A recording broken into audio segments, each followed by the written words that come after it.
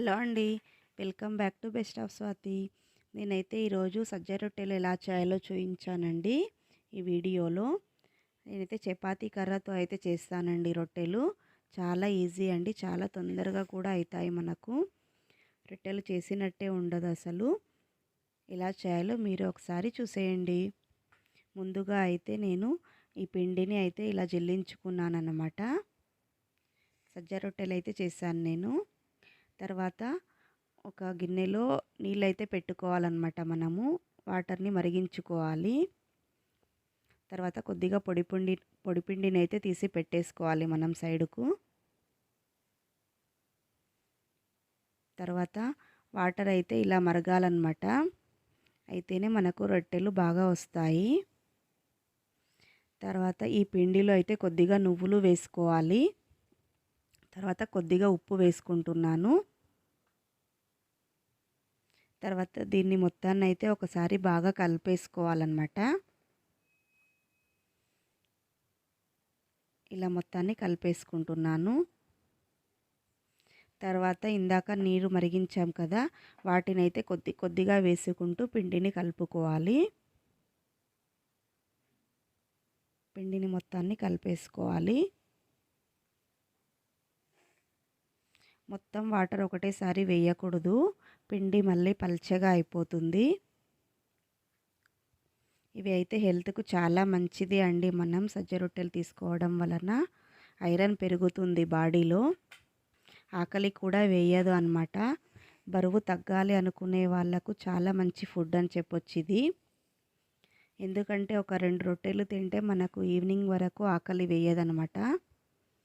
ఇలా పిండిని మొత్తాన్ని కలిపేసి ఒక 10 మినిట్స్ అలానే వదిలేయాలి. తర్వాత ఈ పిండిని మొత్తాన్ని ఇలా బాగా కలుపుకోవాలి. మనం పిండిని ఎంత స్మూత్గా అయితే చేసుకుంటామో మనకు రొట్టెలు అంత బాగా వస్తాయి. ఇలా వీడియోలో చూపిస్తున్నాను కదండి, అలా పిండిని మొత్తాన్ని మంచిగా స్మూత్గా చేసేసుకోవాలి మనము.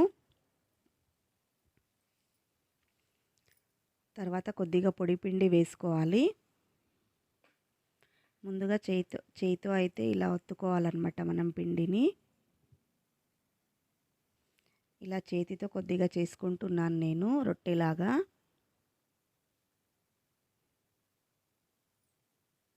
చాలా మంచిదండి ఇది హెల్త్కైతే. ఇలా చపాతీ కర్ర ఉంటుంది కదా, దానికి కూడా మనం కొంచెం పిండి రాయాలన్నమాట. లేకపోతే ఆ రొట్టె పిండి అనేది ఆ కర్రకు మొత్తం అంటేస్తుంది. ఇలా నిదానంగా మనం రొట్టెలులాగా చేసేసుకోవాలన్నమాట.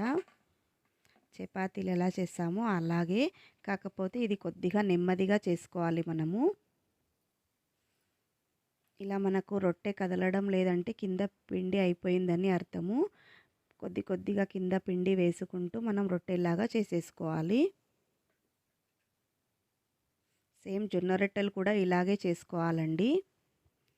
రొట్టెలు చేయడానికి రాని వాళ్ళు కూడా ఈజీగా చేసేసుకోవచ్చు అన్నమాట. ఇలా పిండి కలపడం ఒక్కటే కొంచెం కష్టం అంతే.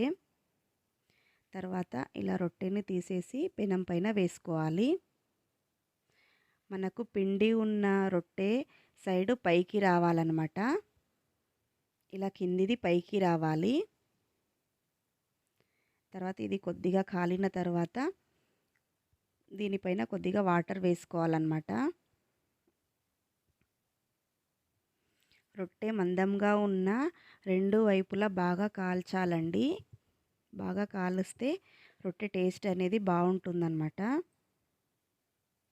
ఇలా కొద్దిగా వాటర్ వేసుకోవాలి.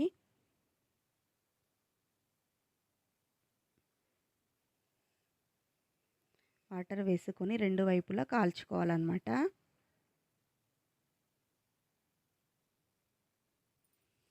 చాలా ఈజీ అండి రొట్టెలు చేయడం అయితే. ఇలా చపాతీ కర్రతో అయితే యూజ్ చేసి చాలా తొందరగా అయితే చేసేసుకోవచ్చు మనం రొట్టెలు. అంతే అండి, ఇలా మొత్తాన్ని మంచిగా 2 వైపులా కాల్చేసుకోవాలన్నమాట రొట్టెని. చాలా ఈజీ అండి రొట్టెలు చేయడం అయితే. మీరు ఒకసారి ట్రై చేయండి. ఎలా ఉందో కామెంట్ చేయండి. ఆ ఛానల్ని అయితే సబ్స్క్రైబ్ చేసుకోండి. ఓకే, థ్యాంక్ యూ అండి.